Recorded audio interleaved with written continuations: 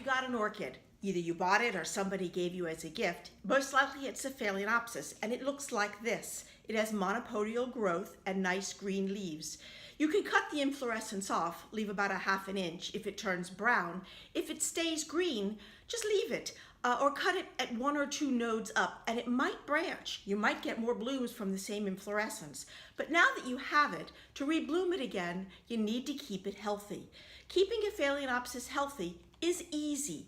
The worst thing you can do is give it too much care. So the key is don't overwater. Most orchids are killed by overwatering.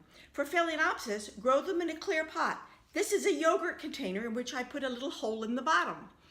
Always have to have good drainage. Remember how they grow in the wild. All those roots are exposed to air. So good air movement is very important. You can see the fan behind me. It's very important. Also, they come in very densely packed sphagnum moss. If it's in bark, do nothing. But if it's in densely packed sphagnum moss, slip it out of the pot and remove some of the moss. Look how loose this moss is. It's really quite loose. And you'll notice that the roots on the bottom are green. Green means don't water. It's already got water.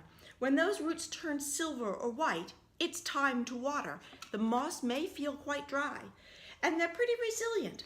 So after it's been bloomed, by all means, change the moss. Moss deteriorates over time. Use the best grade Sphagnum New Zealand moss you can get. Get a clear container that will just barely hold the roots. Don't overpot it. So you want to water it with tepid or room temperature water. No ice cubes. These are tropical plants. Ice cubes will burn the leaves. If you like the ice cube method, use the equivalent amount of water, but use room temperature or even slightly warm water to water your orchid. Roots are what you want. Lots of good roots and you'll get good growth. And the crown, which is the growing point of the orchid right here, try to keep the water out of that. Keep the water off of the leaves. Your leaves should look pretty much like these, maybe even a little lighter. These look like they're not quite getting enough light.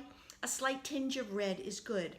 Then in the fall, when you get a day-night temperature differential of 10 degrees, your orchids will create a new inflorescence, also called a spike.